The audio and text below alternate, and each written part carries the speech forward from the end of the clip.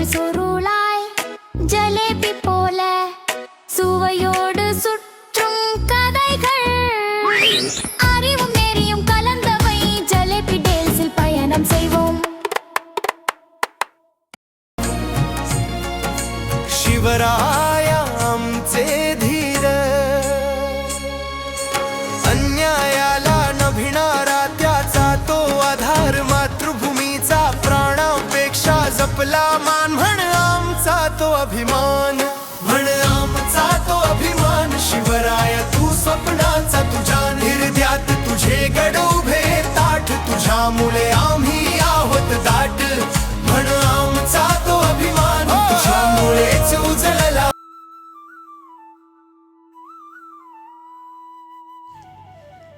மகாராஷ்டிராவின் கடினமான மலைத்தொடர்களில் மேகங்களை தொடும் கோட்டைகள், காற்றில் பெருமையுடன் பறக்கும் கேசரி கொடி. அங்கே ஒரு கனவு பிறந்தது. அதிகாரத்தின் கனவு அல்ல, ஆட்சி விரிவாக்கத்தின் கனவு அல்ல, சுதந்திரத்தின் கனவு, சுயாட்சியின் கனவு. அந்த கனவின் பெயர் ஸ்வராஜ்ய. இது சத்ரபதி சிவாஜி மகாராஜின் கதை. 1630ஆம் ஆண்டு சிவனேரி கோட்டையில் ஒரு ஆண் குழந்தை பிறந்தது. அம்மா ஜீஜாபாய் அவனின் காதில் வீரக்கதைகள் சொன்னாள்.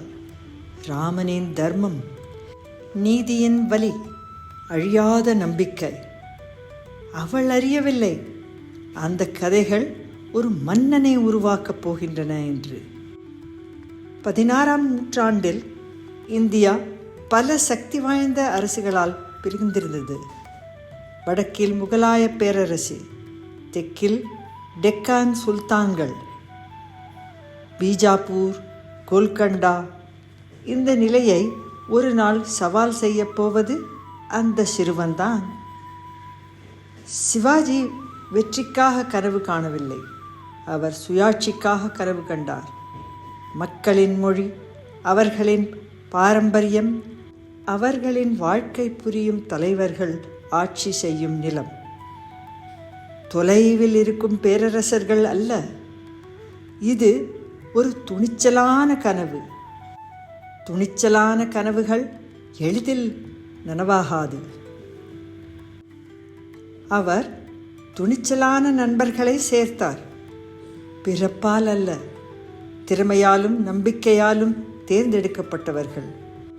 விவசாயிகள் வீரர்கள் ஆனார்கள், கிராம மக்கள் பாதுகாவலர்கள் ஆனார்கள்.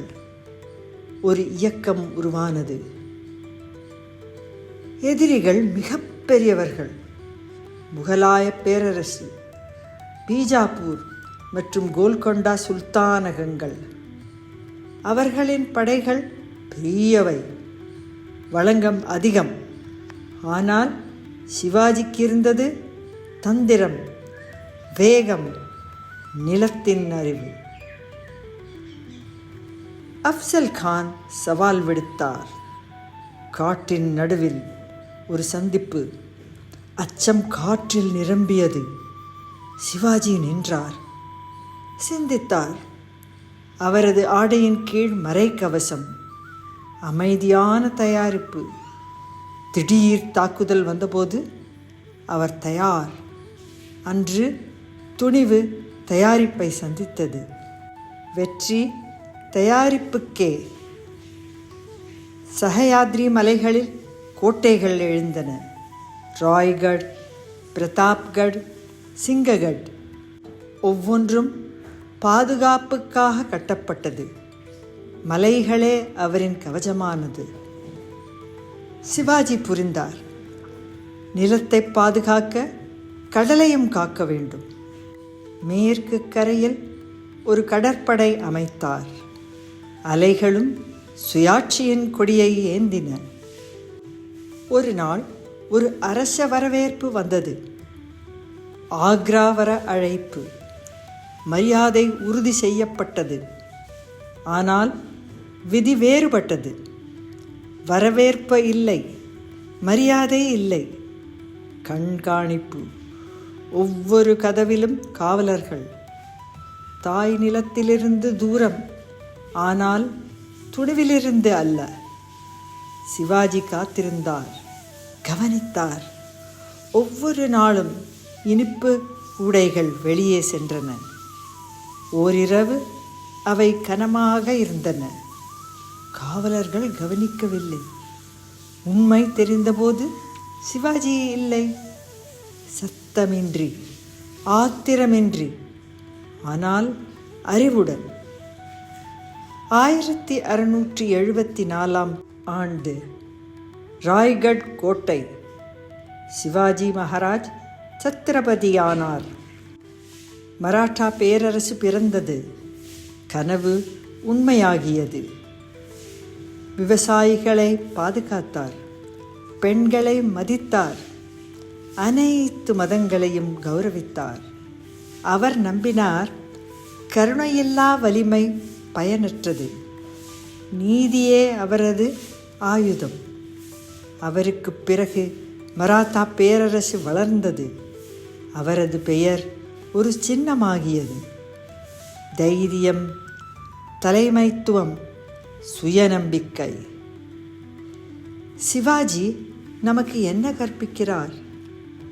செயலுக்கு முன் சிந்தி, துணிவாக இரு, ஆனால் அறிவுடனும். சரியானதை ஆதரித்து நில், உன்னை நம்பு. உலகம் பெரியதாக தோன்றினாலும் ஒரு மலை மேல் கோட்டை கண்டால் அல்லது கேசரி கொடி காற்றில் பறந்தால் சுயாட்சியின் கனவை நினை, சிவாஜி மகாராஜை நினை மற்றும் நினைவில் கொள். மகத்தான தலைவர்கள் தைரியமான குழந்தைகளாக தொடங்குகின்றனர்.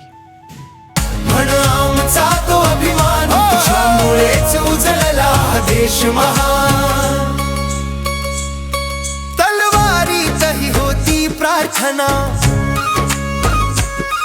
डोळ्यात होती जनतेची कथा. वाघासारखी गर्जना, आशेसारखी त्याची छाया.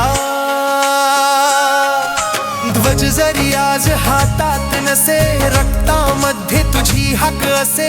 पावलो पावली तुझा मान, म्हण आमचा तो अभिमान, म्हण आमचा तो अभिमान. शिवराया तू स्वप्नाचा, तुझ्या हृदयात तुझे गड उभे ताठ. तुझ्यामुळे आम्ही आहोत दाट, म्हण आमचा तो अभिमान. हो शिवमुळेच उजळला हा देश महान.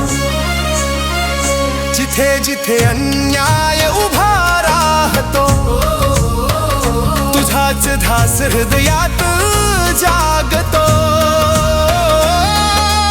एकच हाक, एकच गान, शिवराया तुझ आमचा श्वास, आमचा ज्ञान. म्हण आमचा तो अभिमान, शिवराया तू स्वप्नाचा, तुझ्या